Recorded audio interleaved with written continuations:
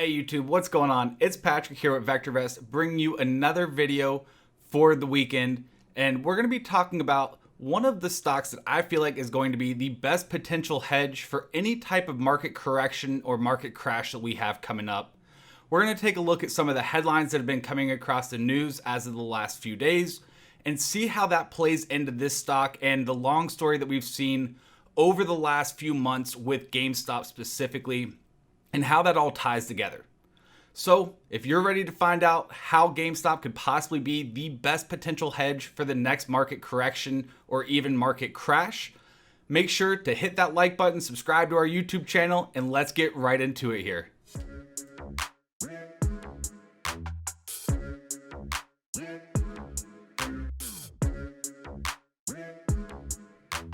All right, so to start off, let's take a look at the news that's been coming out recently and get an idea on why we think this or what this theory is all about and how it pertains to GME. GME part will come second, but right now let's focus on the main headlines. So the first news story that I have is coming out about the Fed's financial stability report that was released yesterday. And as you can see by the headline or the title, the Fed warns about potential for significant declines in asset prices as valuations climb. There's no surprise about this. The market has been on a tear over the last year and a half, and all good things must come to an end. We always see a correction at some point. When is anybody's guess, but rather be safe than sorry.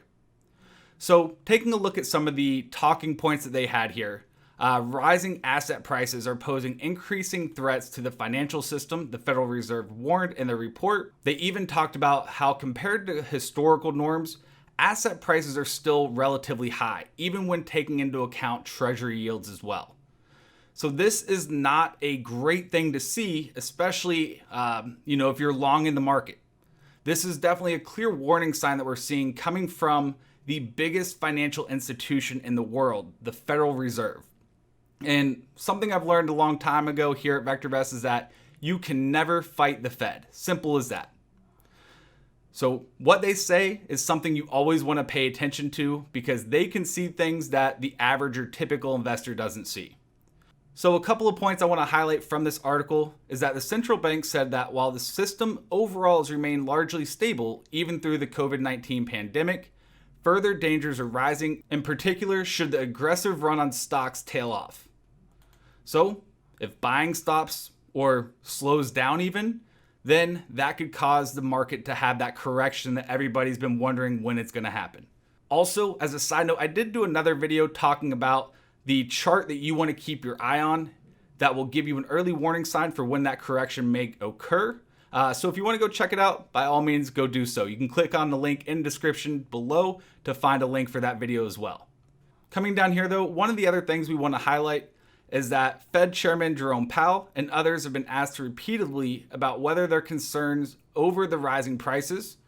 And Powell specifically has said that as long as interest rates stay low, the valuations are justified.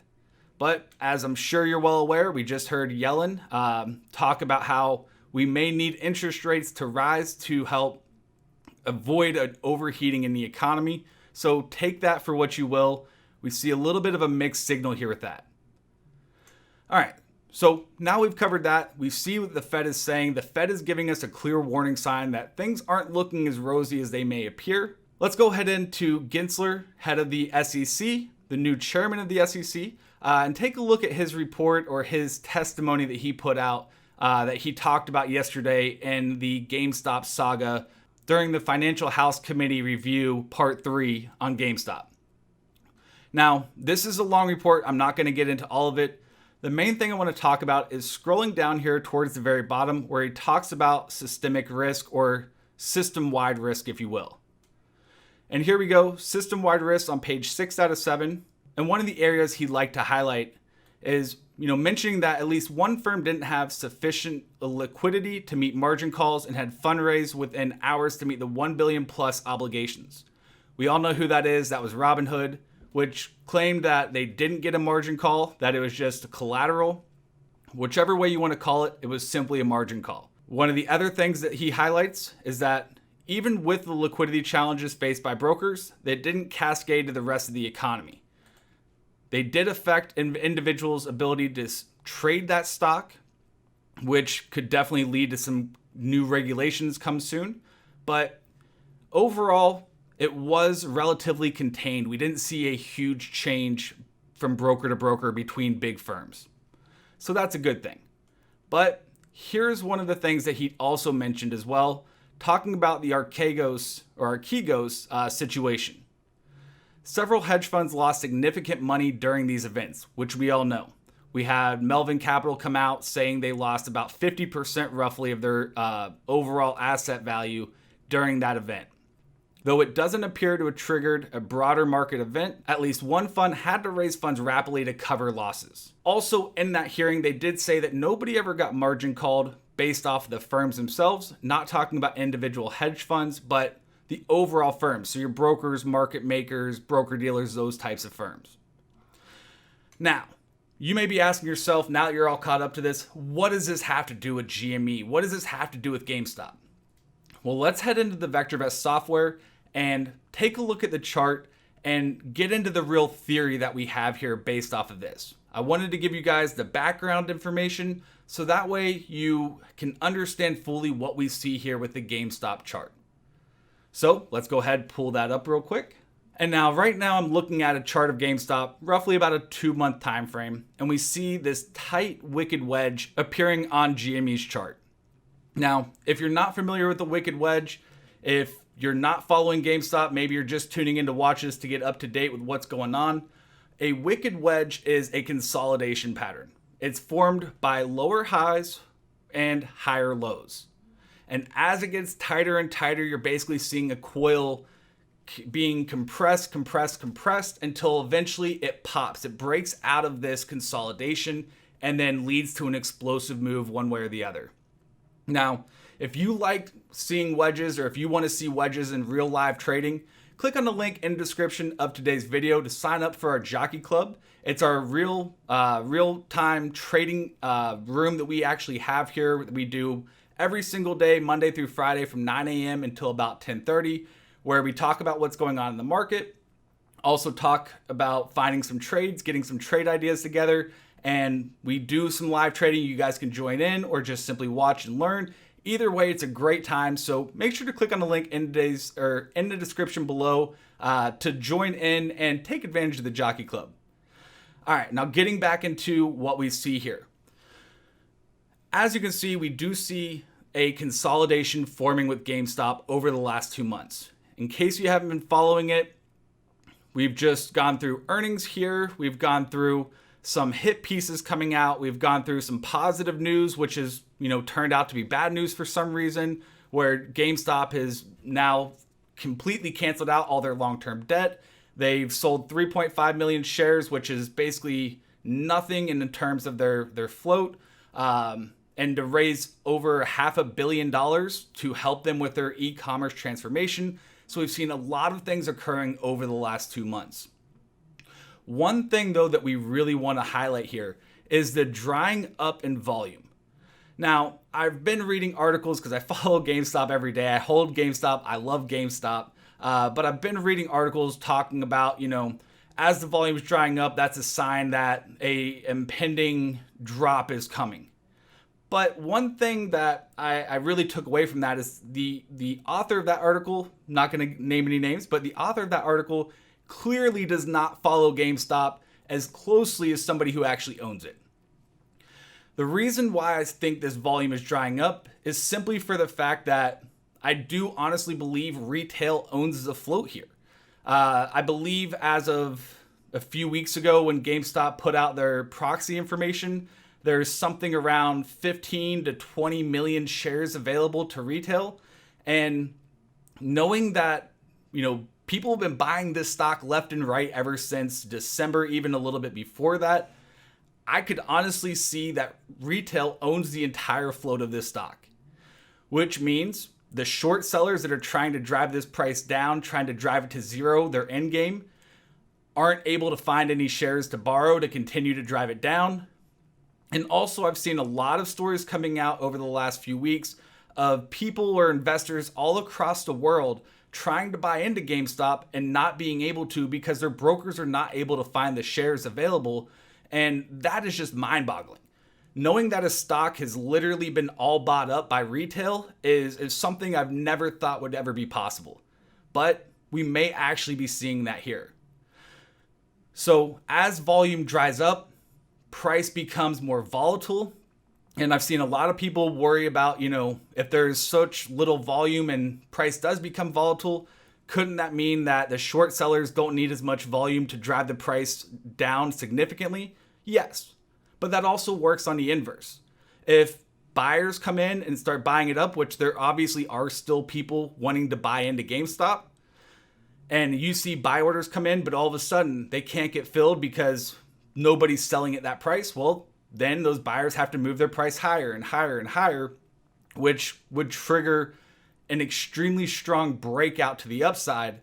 And if the shorts aren't following it properly, or if they run out of ammo, then all of a sudden the squeeze that everybody thought was going to happen in January, that got cut in half basically because everybody stopped the buy side of the trade, could potentially still be on.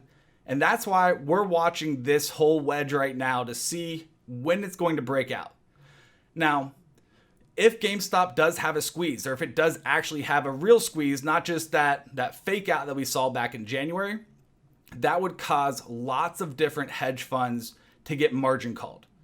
Now, a margin call, when they do that, means that they either have to put the money out to be able to offset the amount that they're risking right now, or if they can't come up with the collateral to put up against their trade, and whoever it is, the main firm that owns those stocks, decides to recall those stocks back, then they have to go out on the open market at whatever price is out there and buy stock, which is what drives that price higher.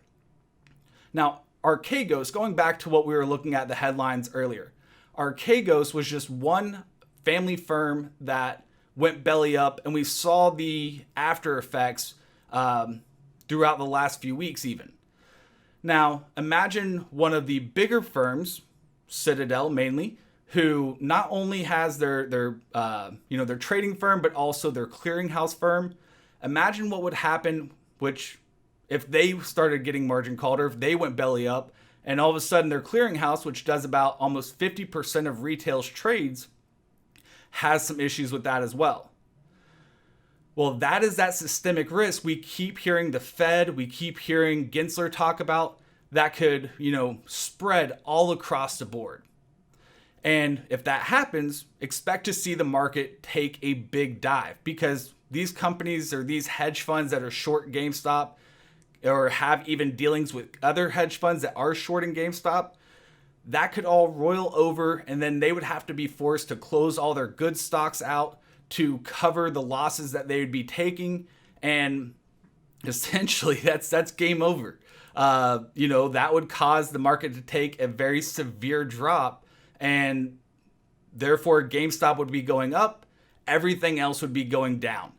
Therefore, that's why GameStop could potentially be the biggest hedge against the next market correction, because it could very easily be caused by these meme stocks, mainly GameStop, AMC, but a few other ones as well. So, if you guys see this theory, if you guys see holes in this theory, let me know in the comments below. I'd be glad to listen to them and, come up with a updated version for you guys if you're interested in it. I know it's been a while since I've done my last GameStop video. We've had some news, we've had some ups, some downs, but right now I've read all the information I need to know that the bulls or the long people, the people buying GameStop are not irrational. If anything, they're hyper rational. They see the numbers behind this and they know what's going on, and that's really it. That's why they always say buy and hold. Just hold. We know what's going on. We've seen the data. That's all you got to do. Just be patient. The short sides have to pay money to keep their trades open. The long side doesn't. It's a waiting game at this point. But looking at this wedge gets me excited. I'm not going to put any dates out there for you guys, but looking at this wedge really has me excited about, the potential of what this could be. Last time we started from $20, went to $4.83. This time we're starting from about $160. Where could that go from there? So if you guys enjoyed this, let me know in the comments below. Do you guys own GameStop? Do you not own GameStop? And for the people out there that are against GameStop, I've seen your comments out there, and you're going to say you're just hyping up GameStop, another YouTuber hyping up GameStop. No, I'm not a YouTuber. I work for VectorVest, by the way. If you're not familiar with us, definitely take a look at some of the other content we have. I do a lot of other content as well, but GameStop I really enjoy. I like the whole story or saga behind it. And yeah, that's where we're at. And before you guys say, oh, it's going to continue to drop, explain to me why then it went down to 40 bucks, went all the way back up to 350 before it got attacked again, and why we're still trading at 160 to 180. If somebody can honestly answer me that and tell me, when this is supposed to be a $10 stock, why it's still at 160, then I may start to look at the other side. But for now, everything points to the whole theory and the whole DD behind the GameStop trade initially as being correct. So once again, I appreciate you guys all for sticking around, especially if you're here at this point. If you guys liked today's video, don't forget, hit that like button, subscribe to our YouTube channel for more great content, and until next time, I'll see you guys on the moon.